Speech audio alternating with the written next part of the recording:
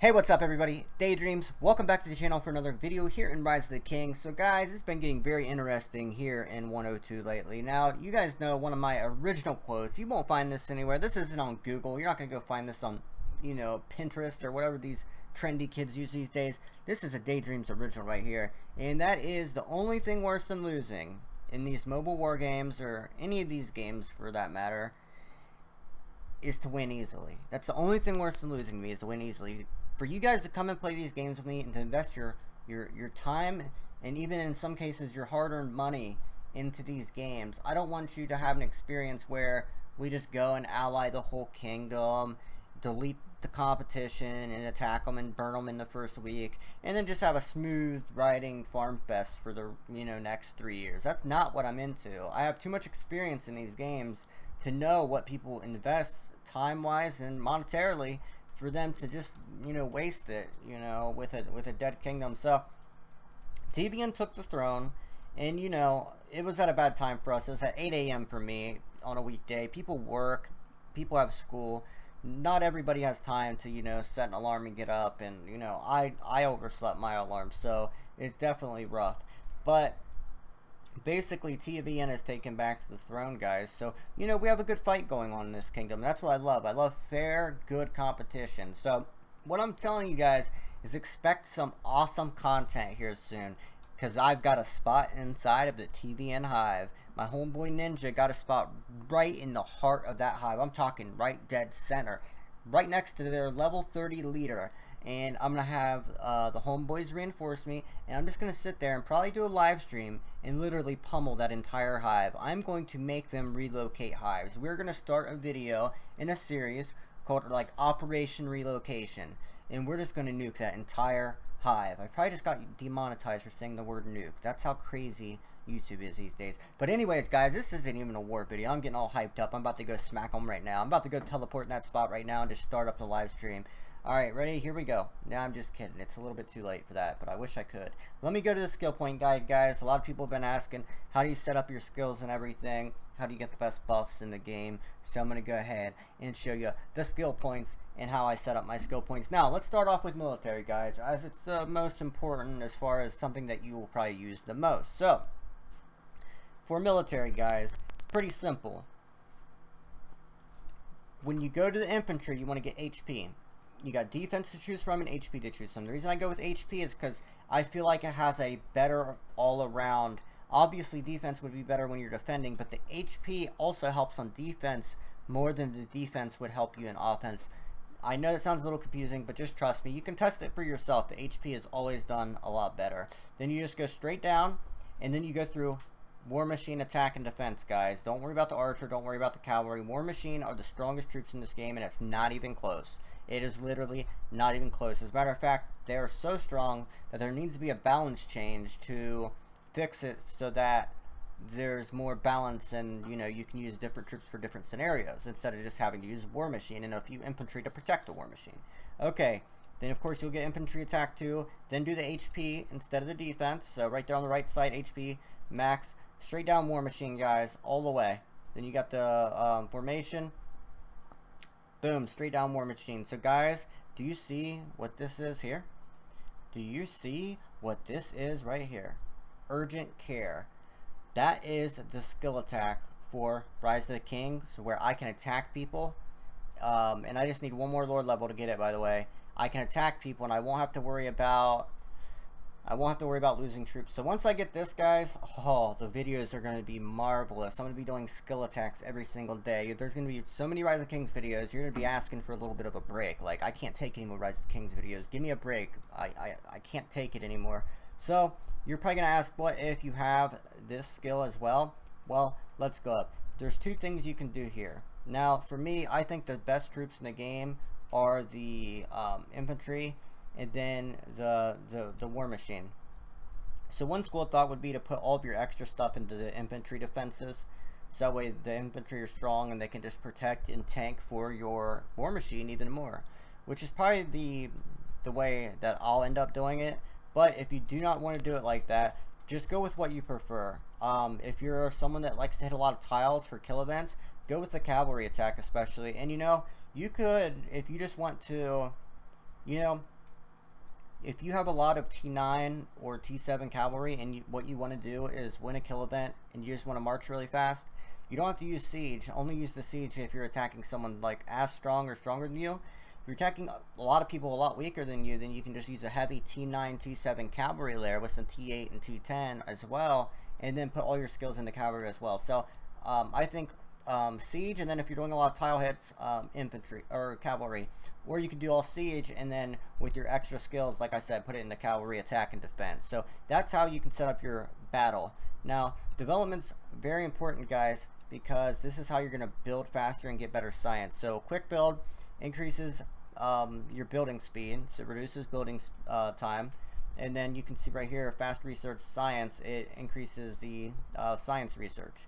So you can see 1%, so you can get up to 5% right there. This right here, all that does is yields the resources inside your castle instantly. It gives you a little bit, but you know, it's nothing too overpowering. What I recommend doing, the big thing that you're going to want to know about development is this is what you're going to have your farms in. When you create farms in Rise of the Kings, you're going to put it into development. And then if it's a wood farm, put it into wood. If it's a food farm, put it into food. Remember, guys, allocate each farm to a specific resource. That way you can get the maximum amount of gathering speed for each farm. So if you just have, let's say, 4 farms, and you have their resources random, like one's wood, one's food, but then you have the food one gathering wood and the wood one gathering food, and you just kind of gather what you need at the time. That's not how to do it. You need to pre-plan, be a professional, and calculate how many resources you need, and then create as many farms as you want. Now, I recommend having more wood farms than you do food farms. And then once you get a little bigger, you're going to have to create a couple iron and silver farms as well. But you're always going to want to have more wood farms than anything. It literally, wood, you use so much wood in this game because you need it for all the buildings. You need pure wood for the walls. You don't need food for the walls. And then you need the same wood and everything for the castle as you do food. So extra wood is always important. So you can just go down here. That's just a supercellar. That's a depot. It's not that important. Right here, that makes your iron yield. The first line here, guys, is inside your castle. So that's your yield inside the castle. The second one is the important one. This increases the collection on the world map. That's like when you go out on the map, click a tile and send gather, and your troops go out together. That's this right here. That makes you gather faster. So 20%, 20%, 20% plus this up here. That would be 25% wood gathering speed increase. Now this right here is amazing, especially on the farms, guys. Increase the collection by 100% for 1 hour. So this is what you want to use, like right when you get off work or right when you get home from school and you're getting ready to go do all your farms. You're going to send all your troops out, and as they're marching, you're going to activate this. Then for 1 hour, they're going to gather twice as fast. So that means that in the time, let's say you get off at like 5 p.m. and normally it would take like 4 or 5 hours to gather a full tile. Well, now it's going to take 2 to 2.5 hours. So then you're going to be able to get that one extra, you're going to get to send out 3 times instead of 2 times in the evening before you go to sleep. So that can be, you know, you add that up over the weeks and everything, that's going to, you know, add a lot of speed to your castle upgrade time. Alright, let's go down here, fast building 2. That's going to give you, I believe, 20% building speed, or at least 10% building speed. So that's amazing. Same with the research. It's going to give you 10 or 20. Now, guys, it's worth the 1,000 gems, especially on castles that are bigger castles, like 19 and up. You're going to want to switch to development skills when you're upgrading your castle and your walls and all the major upgrades. And if you're building like a 26, 27 to 30, you literally have to get this. Like, you're gonna miss out on so many speed ups and gems if you do not activate it. Trust me, it is worth it. So let's go down here. That's just another cellar. It doesn't do anything. Makes your, you know, capacity bigger for stockpile of your resources, but that's not important because you shouldn't be getting attacked anyway if you're doing it right. This increases the silver yield. That's inside your castle, guys. Once again, this is not that strong and not that important. This increases silver collection in the kingdom. This is what's more important. So if you ever get one, get that. Don't get that. And that's if you need silver. Gem collection, that's not important. Increases gem collection speed on the world map. Never collect gems, guys. I promise you, it is not worth your time to collect gems. It takes way too long. You don't get very many gems, and it's a waste of time. Trust me, it is a huge waste of time. Protect your collection troops for 3 hours. I mean, you know, it's nothing major. They can't attack you on a tile for 3 hours. I'm trying to think if there's any application for this, really. The only thing I can think of is if you are upgrading a large castle, it's kill event, and you need a little bit more resources to get your castle going. So you want to go gather some silver. You'll go get this silver collection in the kingdom, then you'll use this, then you'll be able to collect down in the kingdom with your 5 marches for 3 hours without being attacked during a kill event. Let's move on to assist, guys. Now assist is great.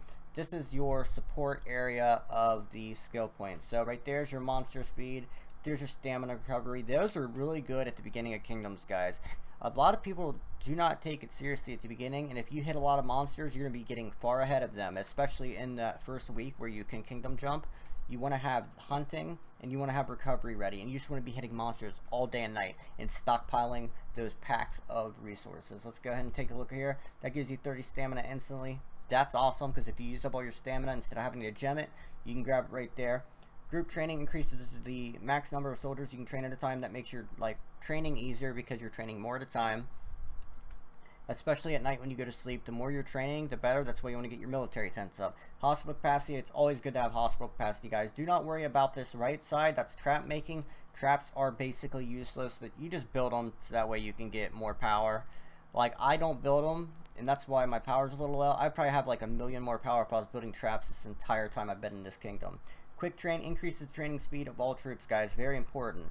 When you want to train a lot of troops, like let's say you're going to use at least like 100 or 200 2-hour troop training speed ups, you want to switch to support or assist, because it's going to give you faster troop training speed. Right here, guys, increases marching speed when attacking monsters. I love this, especially during a monster attacking event, because you're going to get so many rewards and stuff, and it's going to cut, literally, guys, about 30% off your march speed. I believe it's around 30%, and that is just amazing, because every 10 minutes, you're gonna save a few minutes of just sitting there waiting for your troops to march. So you gotta love that. Let's go ahead and take a look here. Increases the marching speed of dispatch troops. That's just like anywhere on the map, but that's not really important, because if you're marching on the map, then you're already have your skills into combat. You're not gonna go fighting and marching around the map with your skills and support. So that isn't a very good assist skill. Craftsmanship, instantly crafts 300 of the highest level craps and unlocked at random. Yeah, the traps are useless, guys. Don't worry about them. Same with this right side here. It's just trap making too. But right here, group training increases the max number of soldiers you can train at a time. Very, very good. It's gonna add so many troops. That way, and guys, a little pro tip for you: during the events for the Strongest Lord event, if you can guess right before, the day before it's going to be troop training, you can put your skills into assist and line your troops up, and the time that your troops are going to be finished. This is great for free-to-play players. Line it up so that way your troops finish like 5 minutes after the event starts. So you have to do it like 5 or 10 minutes after the event starts. To be safe, do it about 15 minutes after the event starts. Have your troops done training, so that way you can just click your troops and you'll get all those juicy points. Let's go to the next one. Hospital capacity. Another trick during the power-up event, you can wound troops and keep them in your hospitals.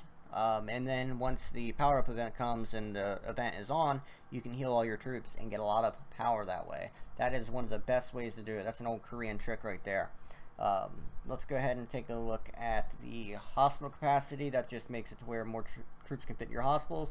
Healing speed, guys, this is a very important one, especially for those of you who have the skill hit and are doing a lot of attacks, especially during kill events and stuff. If you take a big hospital fill and you have a lot of troops in your hospitals, it's good to switch to assist, and this is going to make your healing speed a lot faster. And look at this right here. Medical supplies decreases resources needed to heal troops in the field hospital. Now, guys, if you have full hospitals, it can cost a lot to heal your troops. So these two working in tandem can save you so much speed ups and so much resources. Literally tens of thousands of gems in speed ups and resources just by switching to these skills for 1,000. So a lot of people just keep their skills in one thing at all times, and you don't want to do that. You don't want to play like that. Don't be a cheapskate, because you're screwing yourself over in the long run by not switching your skills over. Alright, guys, here we go. Quick train increases the training speed of all troops. Guys, that right there you get so much troop training speed from this. Like, I can't wait to have this unlocked, because you can train troops so fast, and I just can't wait for that. When the troop training event comes, I think I'll have enough skill points to unlock this. And guys, I'm gonna go ham on troop training. I'm gonna train literally, what do I have, about 2,000 to 3,000 hours with the troop training speed ups. If you add my like 8-hour speed ups and all the others to it, yeah, I'm gonna train a lot of troop speed ups, because I already got a bunch of building speed ups for the buildings. Swift march doubles your marching speed for 1 hour, except when hunting monsters, sending resource aid, or scouting an enemy. So once again, for swift march, you'll already have your skills into combat if you're attacking, so that march speed does not matter. So guys, that's my take on the skill points and like your setups and like what everything means and when you should use it and everything. There may be a couple things I'm missing out on, but that's the gist of it. That's basics that you guys need to know. So guys, I'm telling you, there's about to be fireworks in this kingdom. I'm going to literally light the entire hive of TVN on fire.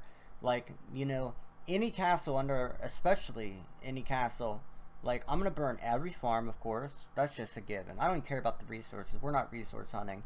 I'm gonna get a bunch of march accelerations, and we're gonna see how fast we can burn every single castle in that hive. And anything not bubbled, I want burning. If it's not bubbled, it's burning. Okay? If it's not bubbled, it's burning. I'll get Toa in here. I'll get Z7M in here. You know, sometimes people need put in check, and TVN acting extremely arrogant, talking major trash in Kingdom chat. They think, oh my goodness, we've got 2 level 30 castles now.